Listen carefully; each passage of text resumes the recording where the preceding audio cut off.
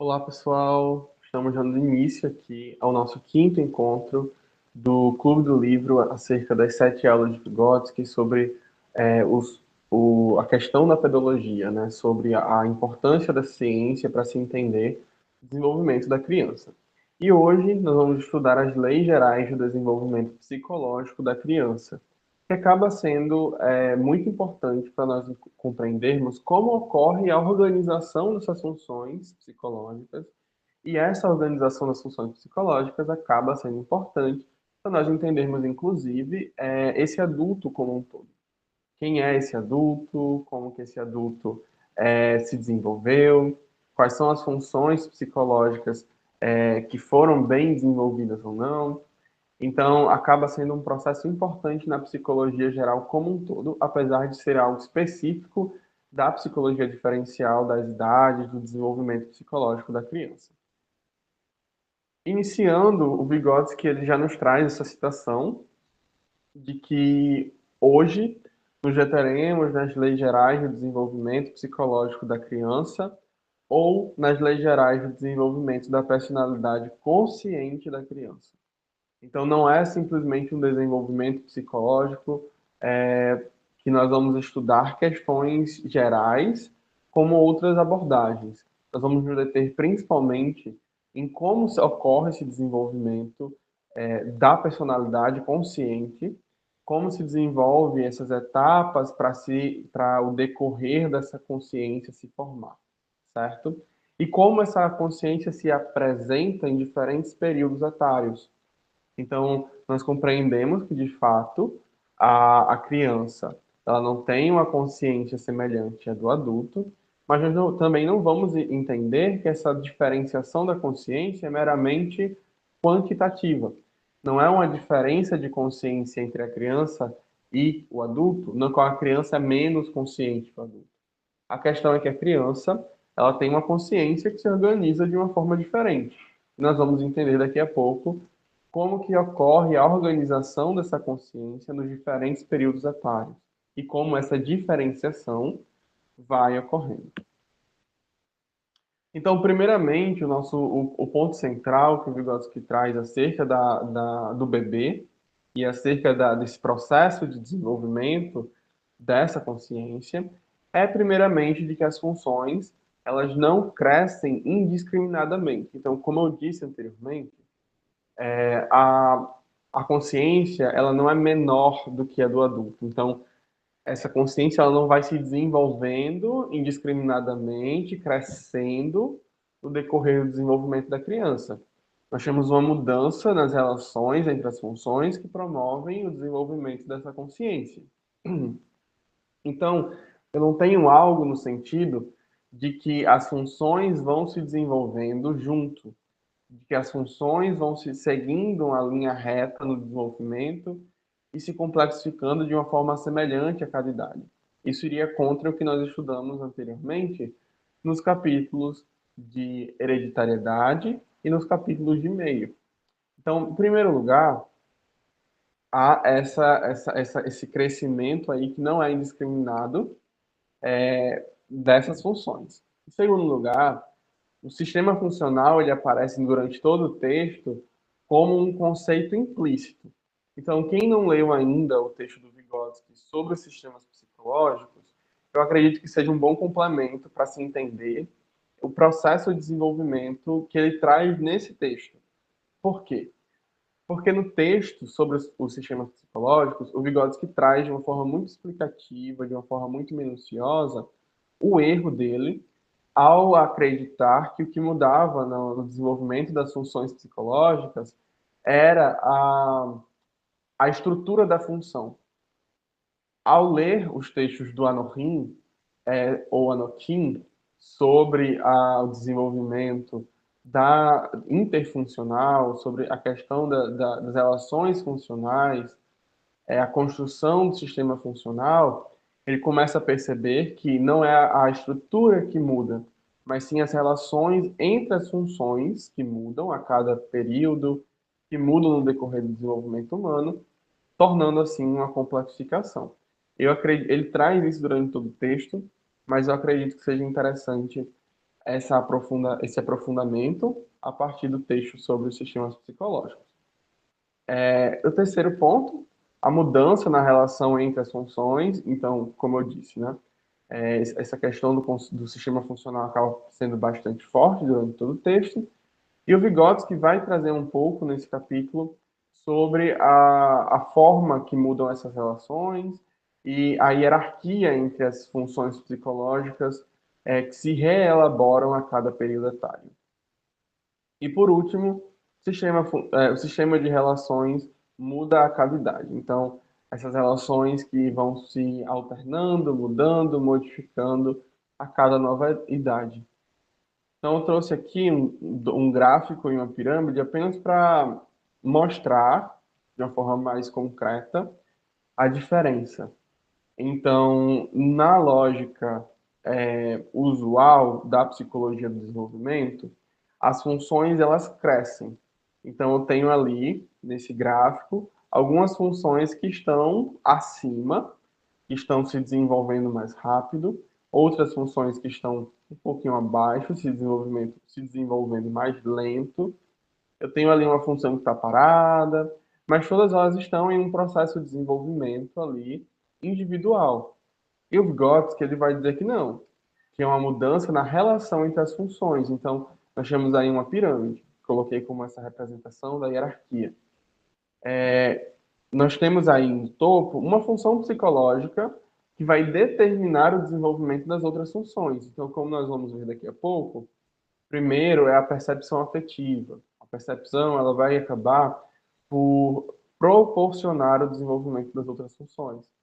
A memória se desenvolve em dependência da percepção, o pensamento se desenvolve em dependência da percepção, e depois há uma mudança nessa hierarquia, onde a memória assume a hierarquia gradativamente e acaba se tornando central. Então, nós temos uma mudança na hierarquização que vai permitir que outras funções se desenvolvam. Não é um processo linear, não é um processo de mero crescimento. É um processo realmente de rompimento com estruturas precedentes para surgimento de novas estruturas que se organizam a partir dessa nova hierarquia que é possibilitada a cada novo desenvolvimento, a cada complexificação entre as funções psicológicas. O Vygotsky ele traz algumas características das FPS, né, das funções psicológicas superiores no bebê. Então, primeiramente, uma não fragmentação. Então, nós podemos pensar que inicialmente é extremamente fragmentado. Só que, na realidade, o que seria essa não fragmentação?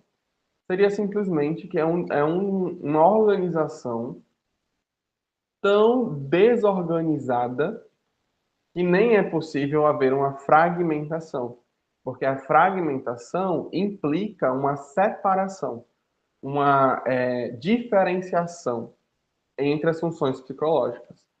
E as funções psicológicas do bebê, elas são indiferenciadas. Não há tanto uma diferença entre o pensamento, a percepção, a memória, a atenção, né? Como o Vygotsky vai dizer, memória, atenção, pensamento e vontade já estão presentes. Elas não estão diferenciadas, elas estão amalgamadas, elas estão ali impossíveis de se diferenciar uma da outra. Elas ainda não se diferenciaram.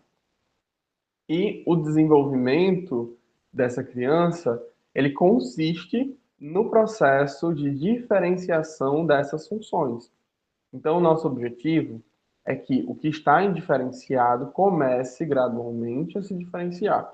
Então, se a percepção não é diferente da memória e do pensamento, eu vou primeiro trazer essa percepção para o centro do desenvolvimento e trazendo essa percepção para o centro do desenvolvimento, eu vou aí conseguir proporcionar um desenvolvimento dessa percepção e também o desenvolvimento das outras funções. Então, inicialmente, por exemplo, memória ela acaba sendo subordinada à percepção. Eu lembro aquilo que eu já vi enquanto eu estou vendo. Então, se o bebê ele vê uma cadeira, ele lembra que aquilo é uma cadeira. Mas se ele não está vendo uma cadeira, ele não lembra o que é uma cadeira. Então, essa memória ela se inicia no processo de diferenciação dos objetos presentes, na recordação daquilo que se apresenta. Da mesma forma, as outras funções psicológicas, o próprio pensamento. A criança, ela usa um objeto não de acordo com o seu pensamento em si. Ela usa o objeto de acordo com a sua percepção do objeto. Então, se a criança precisa alcançar uma coisa em um lugar alto, ela não vai pensar em pegar uma vara que está em outro quarto, e aí a gente está falando de uma criança muito pequena, em outro quarto, para alcançar aquele objeto. A criança ela ainda não consegue fazer essas relações, certo? Esse processo de diferenciação começa a ocorrer com a memória. E aí, lembrando, a gente está falando de uma criança aí antes dos 3 anos de idade e que, a partir das condições culturais de desenvolvimento, isso pode ocorrer de uma forma aí mais acelerada, mais vagarosa, mas de uma forma ou de outra, há um período ideal para esse desenvolvimento.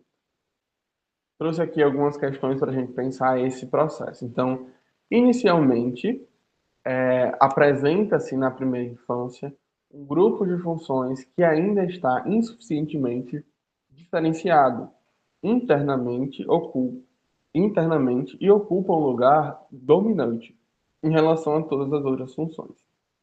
Então aqui eu tenho a percepção afetiva, enquanto essa função pouco diferenciada, é insuficientemente diferenciada, mas que vai ocupar um lugar de dominância em relação às outras funções.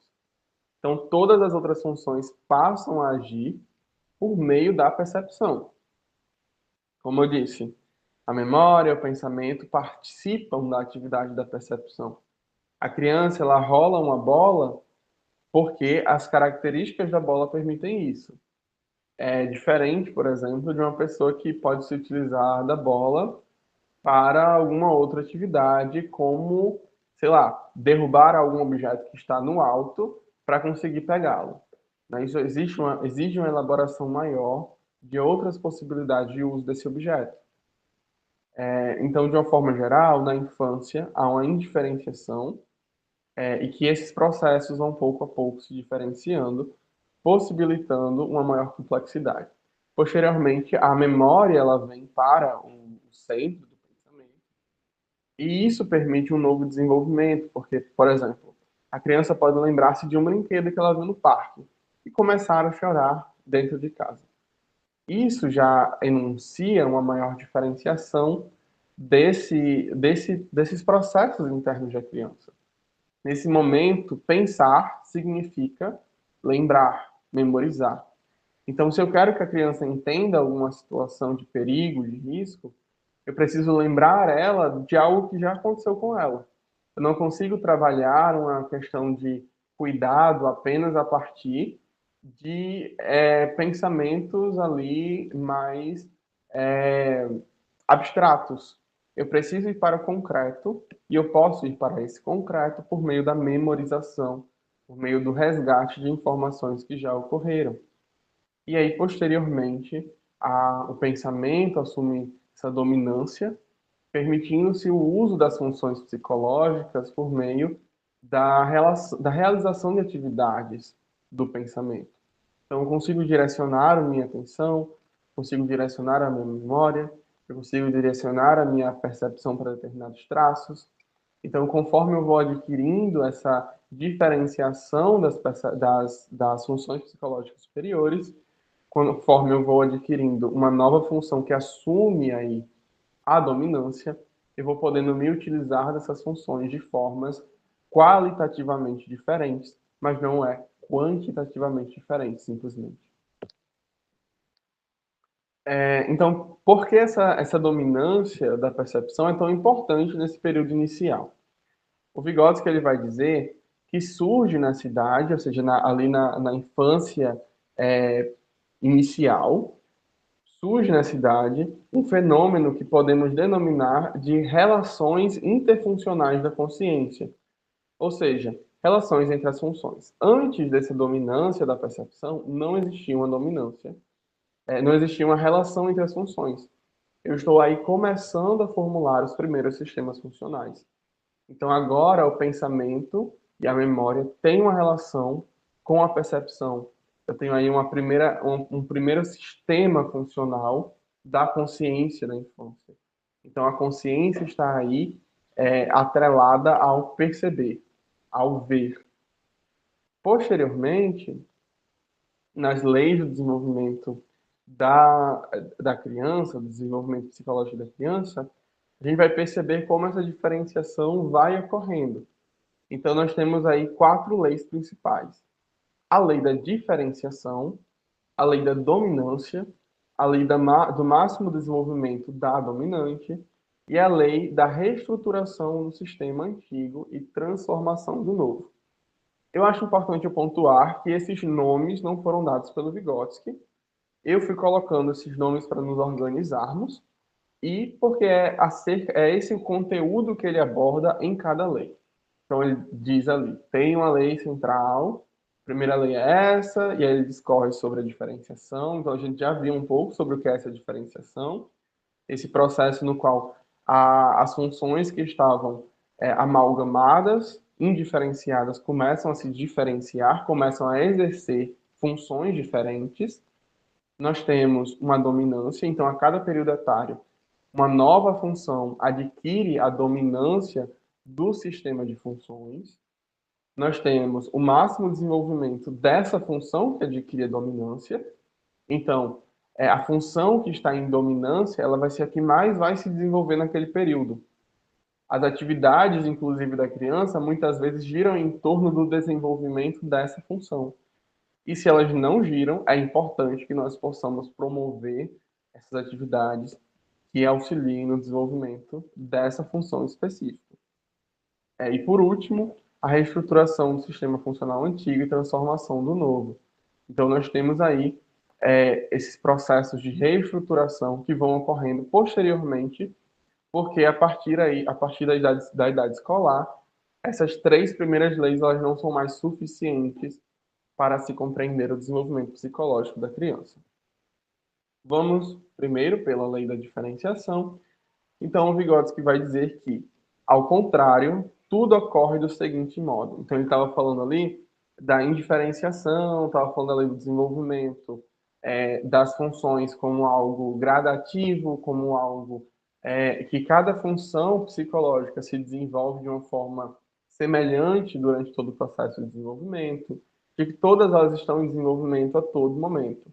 Então, algumas outras teorias não trazem esse processo de dominância de uma função psicológica.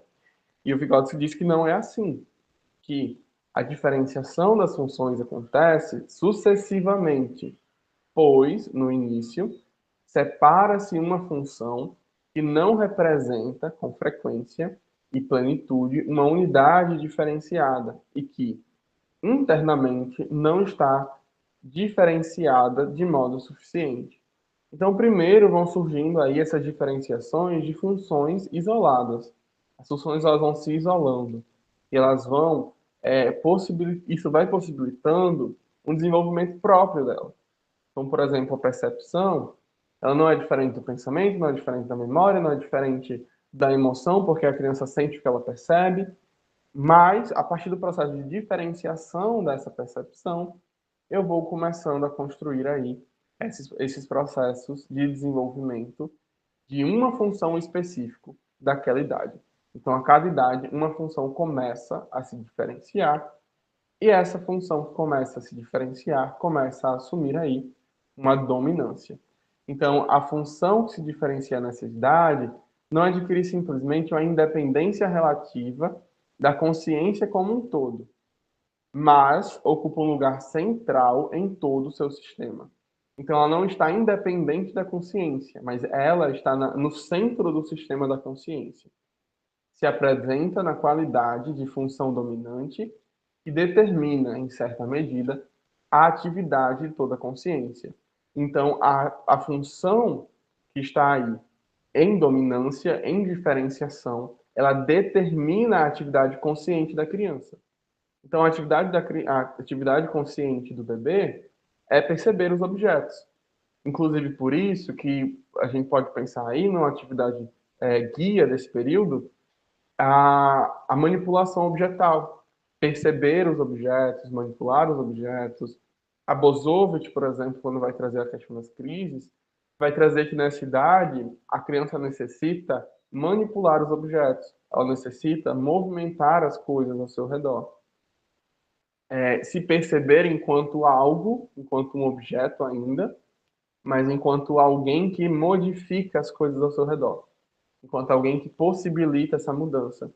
E essa percepção da mudança desse meio vai possibilitando aí um desenvolvimento dessa personalidade da criança. Vai possibilitando que ela se perceba enquanto um ator, aos poucos, né? Essa percepção como um ator vai ser um desenvolvimento posterior, no terceiro ano, mas que ele só é possível porque essa criança começou a se desenvolver aí nesse processo de independência, nesse processo de manipulação desses objetos, por meio dessa dominância da percepção. Vamos pensar agora a memória também. Numa idade inicial, a criança ela é muito facilmente persuadida a mudar seu foco. Então, se a criança está chorando, eu posso mostrar um novo objeto e a criança se distrai. Mas ocorre um momento em que a memória ela começa a atingir uma centralidade nessa consciência e não basta mais eu simplesmente ocultar o objeto que ela quer e não pode e apresentar um novo objeto. A criança vai lembrar daquele objeto. A criança vai querer aquele objeto. E a criança vai demandar isso. Então, com a memória, nós conseguimos começar a desenvolver uma certa regularidade nessa personalidade. Começamos a perceber aí que a criança ela não está à mercê dos estímulos do meio 100%. Ela ainda está, mas ela não está tanto quanto era na percepção. Ela começa a desejar, a querer aquilo que ela lembra, que ela quer. Isso traz uma certa regularidade. Isso, inclusive, possibilita as primeiras formações de um sistema de motivos que orienta essa criança no meio.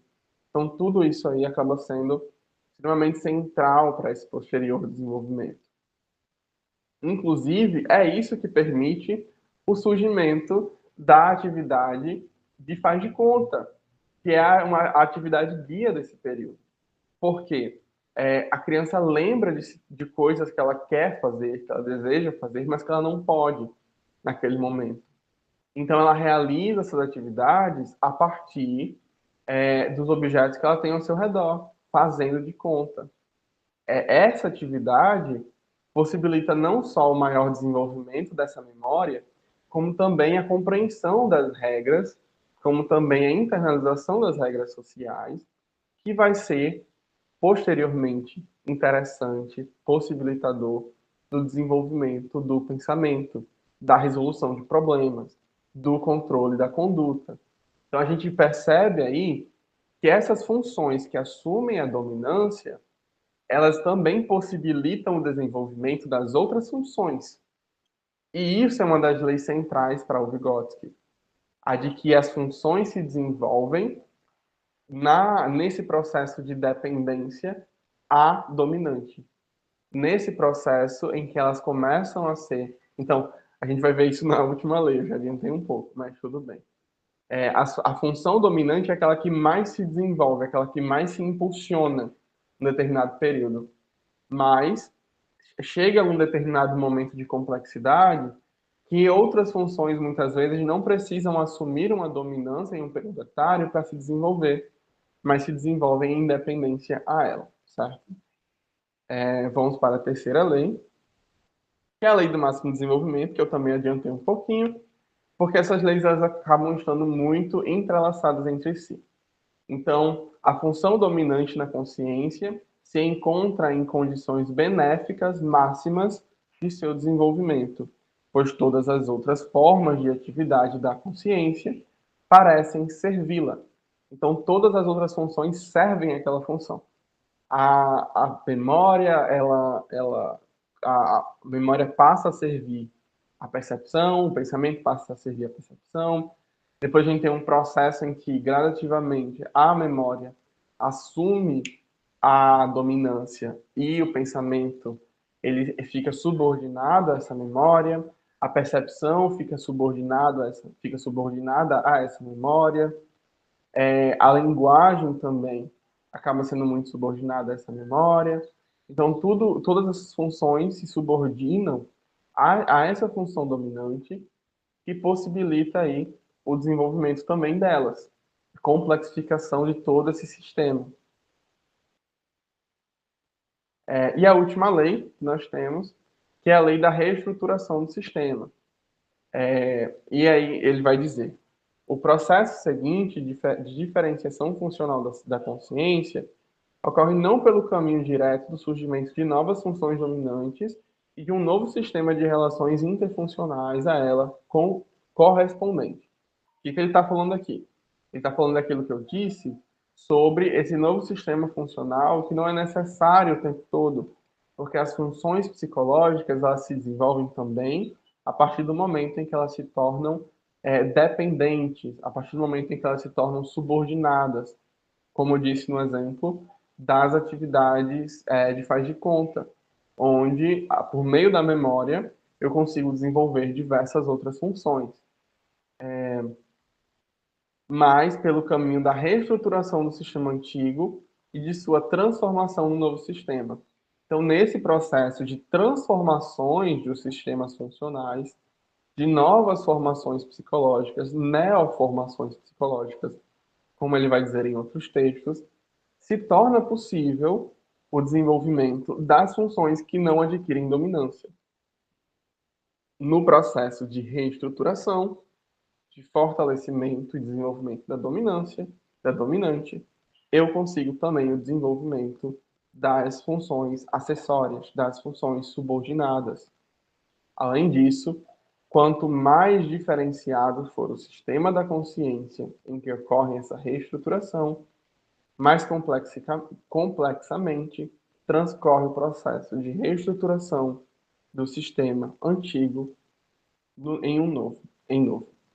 Então, quanto mais diferencia-se cada função, mais complexo vai ser esse sistema, mais complexos vão ser as relações que ela assume entre as funções, certo?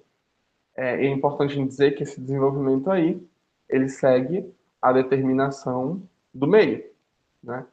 Então, as possibilidades do meio que vão trazer as possibilidades de desenvolvimento e complexificação dessas funções psicológicas e da criação desses sistemas, desses novos sistemas funcionais.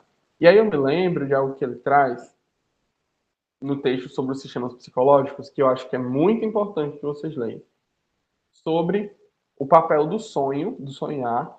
Eu acho que é Cafre, o nome do papel, do lugar social que aquela pessoa ocupava. Ele fala do lugar do sonho no pensamento do Cafre. Eu acho que é Cafre o nome. Onde o sonho exercia o papel de pensamento. Por quê? Se havia uma situação que aquela pessoa adulta precisasse resolver, ela dizia: vou decidir em sonho. Ela sonhava e o sonho determinaria a resolução daquele problema.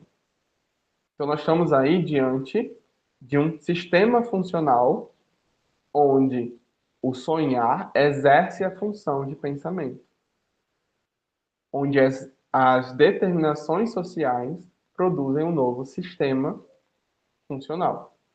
Então, é importante que a gente sempre tenha em mente: o desenvolvimento é determinado pelas possibilidades culturais. E aí, por último, para finalizar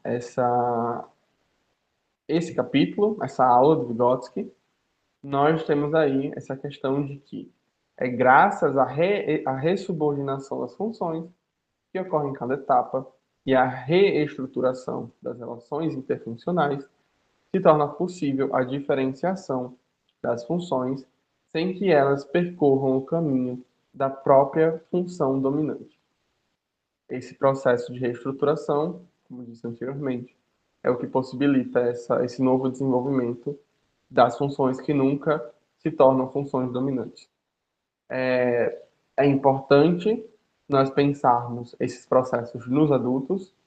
O Vygotsky ele traz muito apenas até a idade escolar, porque aqui nós estamos diante da pedologia, mas é extremamente central e importante também no adulto e também nos processos posteriores, porque as demandas sociais mudam, então nós podemos imaginar também que essas funções acabam se reelaborando a partir dessas possibilidades, dessas necessidades que a cultura exige para esses adultos, certo?